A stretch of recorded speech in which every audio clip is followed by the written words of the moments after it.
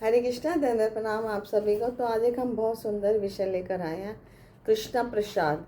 तो कृष्णा प्रसाद क्या होता है, इसके बारे में हम विस्तार पूर्वक चर्चा करेंगे आज के विषय में, आज के इस वीडियो में। तो भगवान श्री कृष्ण के लिए भोग बनाना, नैवेद्य अर्पण करना या उनके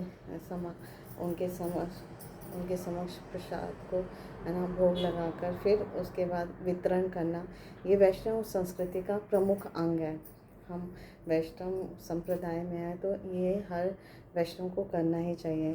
तो इसका मीनिंग या इसका वैल्यू, इम्पोर्टेंस, महत्व जो है वो भौतिकतावादी व्यक्ति नहीं समझ सकते। अब भक्त बिल्कुल नहीं समझ सकता कि कैसे भगवान श्री कृष्ण जो है भगवान के सामने जो अर्पित होता है वो उनको समर्पित खाद्य अन्न या खाद्य पदार्थ को ग्रहण करते हैं, स्वीकार करते हैं, सहर्ष प्रेम पूर्वक स्वीकार करते हैं और फिर उसको प्रसाद बना देते हैं। और यही प्रसाद जब लोगों के बीच में वितरण किया जाता है या कोई भी व्यक्ति खाता है तो उसका जीवन धन्य बन जाता है, दिव्य बन जाता है और आध्यात्मिक जगत में और भक्ति जो है उसकी प्रारंभ हो जाती है। तो वास्तव में भगवान अवश्य खाते हैं, ये पूर्ण विश्वास होना चाहिए। और भक्त जो है, एक भक्त का यही संकल्प होता है कि भगवान द्वारा बचाया गया या उच्चिष्ट भगवान द्वारा खाया गया है ना भोजन या प्रसाद, उच्चिष्ट को ही वो ग्रहण करता है, कृष्ण प्रसाद को ही वो खाता है हमेशा। तो वो हमेशा प्रसाद खाते रहने से उसका जीवन जो है वो भक्ति मार्ग में दृढ़ होता है, श्रद्धा जागृत होती है और अनेकों अनेक लाभ मिलते हैं। मनुष्य जीवन जो है वो सार्थक बना पाता है, क्योंकि प्रसाद या भगवान के द्वारा छोड़ा गया उच्चिष्ट जो होता है या कृष्णा प्रसाद, वो किसी भी व्यक्ति के जीवन में अगर एक कण भी मिल जाए उसको, तो उसका जीवन जो है वो धन्य बन जाएगा। तो इसलिए हमारे इस्कॉन में प्रसाद वितरण और पुस्तक वितरण की बहुत महिमा बताई गई है। भक्त जगह जगह एकत्रित होकर प्रसाद का वितरण करते हैं, पुस्तकों का वितरण करते हैं। तो इससे हर व्यक्ति का कल्याण होता है, हर जीव का कल्याण होता है। तो हम अब विस्तारपूर्वक समझेंगे कि कैसे हमें भोग तैयार करना चाहिए, भगवान के लिए भोग बनाने की क्या विधि है। तो सबसे पहले हमें बहुत इम्पोर्टेंट है कि भोग बनाने के लिए बहुत प्रेम पूर्वक और आदर पूर्वक भक्ति द्वारा अर्पित जो खाद्य पदार्थ होता है वही भगवान पसंद करते हैं। तो प्रेम पूर्वक हमें इसे बनाना चाहिए। और भक्त जो है बड़ी लगन से, बड़ी परिश्रम से उत्तम किस्म की जो सबसे टॉप मोस्ट अच्छे लेवल का, अच्छे स्तर का फल है, शाक है, सब्जी, शक्कर, खाद्य पदार्थ, दुग्ध पदार्थ सब जुटाते हैं और सावधानी से, है ना, साफ स्वच्छता से भगवान श्री कृष्ण की प्रसन्नता के लिए भोग तैयार करते हैं। और भोग तैयार करते समय भक्त लोग नियमित रूप से हरे कृष्णा महामंत्र सुनते हैं या कोई कथा श्रवण करते हैं। भगवान से संबंधित कुछ भी उनका यशोगान, यशो कीर्ति सुनते, श्रवण करते रहते हैं या स्मरण करते रहते हैं, है ना। और ध्यान जो है वो भगवान के भोग बनाने में रहता है। और जो चीज़ जिसका डिमांड भगवान ने किया है बस वही बनाते हैं। पत्रम पुष्पम फलम तोयम यो में भक्ति प्रयच्छति तदहम प्रहेतु भक्ति उपृत अष्टामी प्रयत आत्मना।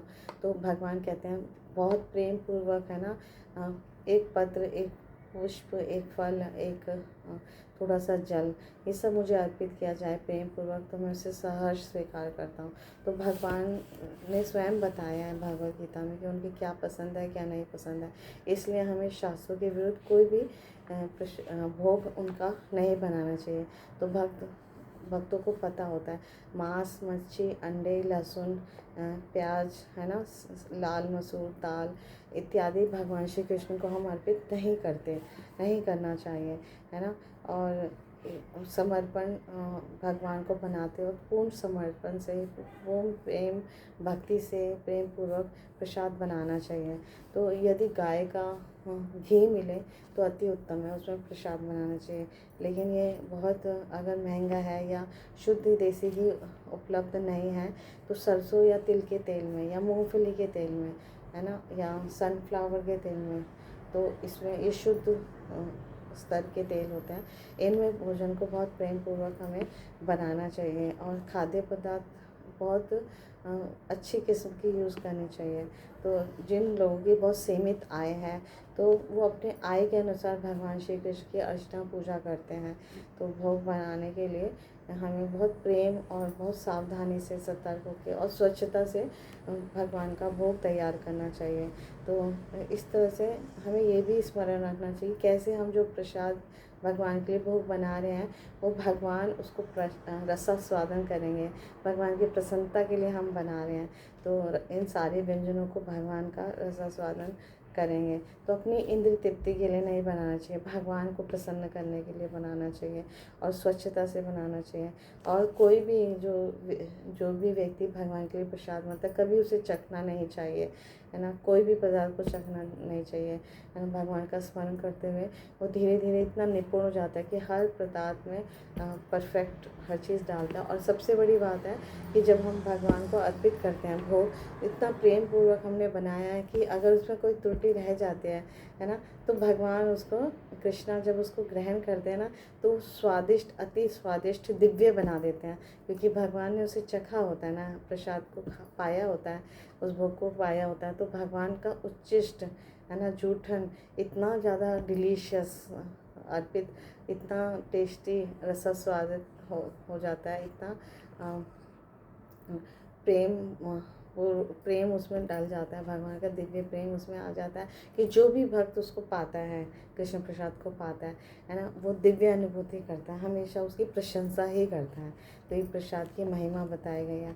तो भगवान को अर्पण करने की विधि है, भोग कैसे अर्पण किया जाता है। तो एक थाली में भगवान के लिए अलग बर्तन रखना चाहिए हमें, एक थाली, कुछ कटोरियाँ और जल के लिए एक गिलास। तो इस तरह से एक थाली में भगवान को जितने भी हमने पदार्थ बनाए हैं, दाल या लिक्विड है वो कटोरियों में, फिर चावल, रोटी और जो भी हमने पदार्थ बनाए उनको सुंदर ढंग से हमें सजाना चाहिए। और बीच में ताज़ा पानी रखना चाहिए और नींबू अगर है तो कटा हुआ नींबू और थोड़ा सा नमक थोड़ा सा रख देना चाहिए। कभी हमें लगता है कि कम है तो भगवान के लिए रख देना चाहिए। और इस तरह से प्रत्येक पकवान या प्रत्येक जो हमने व्यंजन बनाया है उस पर तुलसी का एक पत्र रखना चाहिए। इस प्रकार भोग की थाली को पूजा की वेदी के सामने टेबल पे रखना चाहिए। अगर टेबल नहीं है तो ज़मीन पे जहाँ भी भगवान का हमारा चित्र है, अर्चा विग्रह है, जो भी हमारे घर में उपलब्ध है भगवान के पूजा गृह में, ऑल्टर के सामने, हमें उसे बहुत प्रेम पूर्वक निवेदित करना चाहिए, भगवान को अर्पित करना चाहिए। तो इस प्रकार भगवान श्री कृष्ण इन नैवेद्यों का रसास्वादन करने के लिए आते हैं। तो भक्तगण घंटी बजाते हुए निम्नलिखित श्लोकों का, है ना, उच्चारण करते हैं 3-3 बार। तो हम एक बार श्लोक पढ़ेंगे।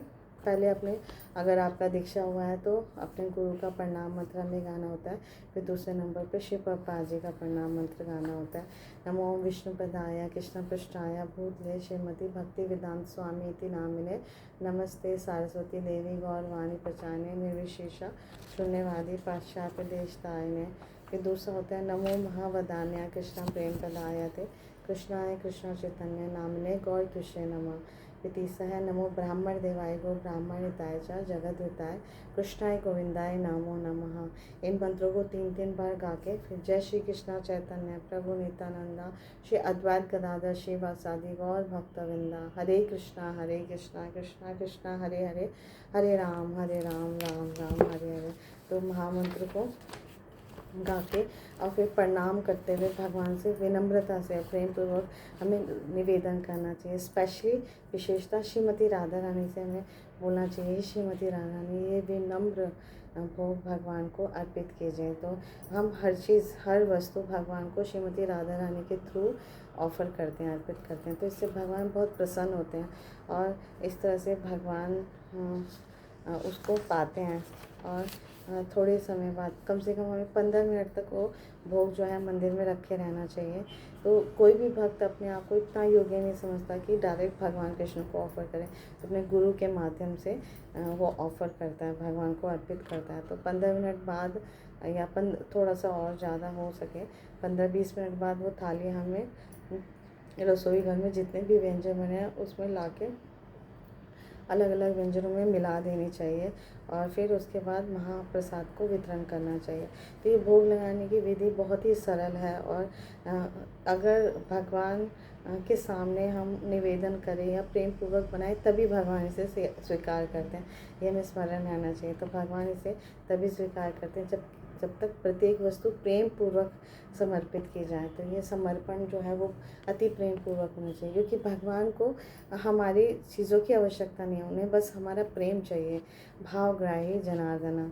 तो इस प्रकार हम प्रेम पूर्वक ऑफर करते हैं। तो जब तक भगवान ने उसको खाद्य पदार्थ को खाया नहीं होता, हम बनाते हैं उसको, हम कहते हैं भोग।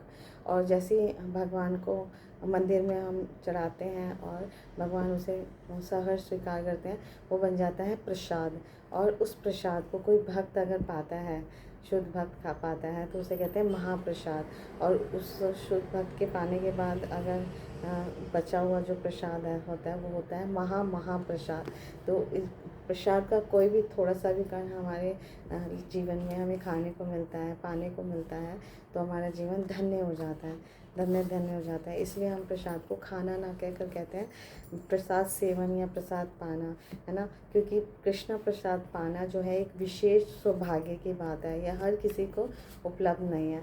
तो भगवान कृष्ण का प्रसाद जो है वो भगवान श्री कृष्ण की कृपा है। भगवान श्री कृष्ण इतने कृपालु हैं कि भोजन के द्वारा आध्यात्मिक प्रगति में हमारी सहायता करते हैं, हमें शुद्ध भक्ति देते हैं। तो प्रसाद पाते रहने से, है ना, रेगुलर पाते रहने से हम कृष्ण भक्ति में दृढ़ हो जाते हैं और शुद्ध भक्ति को, शुद्ध प्रेम भक्ति को प्राप्त करते हैं।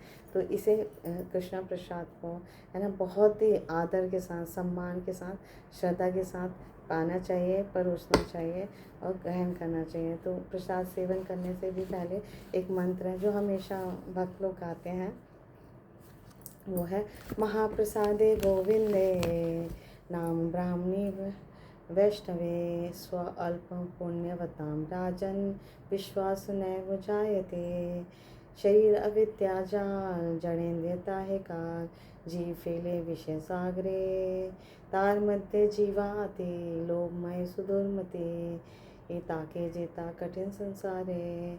कृष्ण बड़ा दया में करी पारे जीवा जय। स्व अप्रसाद अन्न दिल भाई से अन्नामृत पाओ। राधा कृष्ण गुण गाओ प्रेम राखो चैतन्य ताए। जय श्री कृष्ण चैतन्य प्रभु नित्यानंदा श्री अद्वैत गदाधर श्रीवासादि गौर भक्तवृंदा। हरे कृष्णा कृष्णा कृष्णा हरे हरे, हरे राम राम राम हरे हरे। तो शरीर जो है भगवान गोविंद जो है महाप्रसाद, है ना, ये इस रूप में अवतरित हुए हैं। स्वयं प्रसाद भगवान से अभिन्न है। तो शरीर अविद्या का जाल है, जड़ेंद्रिय जो है वो जीव की कट्टर शत्रु हैं। तो वो जीव को भौतिक विषय में, भौतिक जगत में बारंबार लाते हैं, फेंक देते हैं। तो उसमें जो जीवा है वो बहुत ही लोभमयी है और दुर्मति है। इसको जीत पाना, यानी इस पर विजय पाना बहुत ही कठिन है। लेकिन भगवान कृष्ण इतने दयालु हैं, इतने दया में है, कृपा में है कि जीवा को जीतने के लिए वो अपना प्रसाद अन्न दिया है ना। तो इस अमृत में प्रसाद को ग्रहण करो और श्री श्री राधा कृष्ण का गुणगान करो और प्रेम से श्री चैतन्य महाप्रभु को, है ना, चैतन्य निताई को पुकारो। तो इस तरह से हमारा प्रसाद हमारा शुद्धिकरण करता है महाप्रसाद। तो खड़े होकर हमें प्रसाद नहीं खाना चाहिए, कोशिश करनी चाहिए हम बैठ के प्रसाद को पाएँ और प्रसाद को जूठा फेंकना नहीं चाहिए, है ना, उसे खा लेना चाहिए। किसी अगर कुछ बच जाता है बाद में तो किसी अन्य जीव को, पशु पक्षी को डाल देना चाहिए। इसलिए वितरण करते हुए हमें ध्यान रखना है कि उतना ही प्रसाद दें अन्य व्यक्ति को जितना वो पा सके। और दाएं हाथ से हमें प्रसाद को पाना चाहिए, बाएं हाथ से नहीं पाना चाहिए। और प्रसाद पाते वक्त, प्रसाद ग्रहण करते वक्त मन जो है तनाव रहित होना चाहिए, शांत और प्रसन्न रहना चाहिए। तो इससे हम प्रसाद को पूर्ण सम्मान प्राप्त होगा और भरपूर लाभ होगा। तो श्री भक्ति सिद्धांत सरस्वती ठाकुर, तो उनके सामने जब भी प्रसाद परोसते थे उनके शिष्य, तो प्रणाम करके पहले प्रसाद की परिक्रमा करते थे, है ना। और बहुत प्रसन्न होकर प्रसन्नता के साथ प्रसाद को पाते थे। तो हमारे आचार्यगण हमें सिखाते हैं कि प्रसाद जो है भगवान से अभिन्न है और भगवान की विशेष कृपा है जो हमें मिली है। तो पूर्ण सम्मान के साथ, आदर के साथ, श्रद्धा के साथ हमें प्रसाद को पाना है, वितरण भी करना है, और इस तरह से हम कृष्ण भक्ति को प्राप्त कर सकते हैं। तो कृष्ण प्रसाद की जय, श्री प्रभुपाद की जय, गुरु महाराज की जय, आप सब भक्तों की जय। हरे कृष्णा, धन्यवाद। Thank you so much.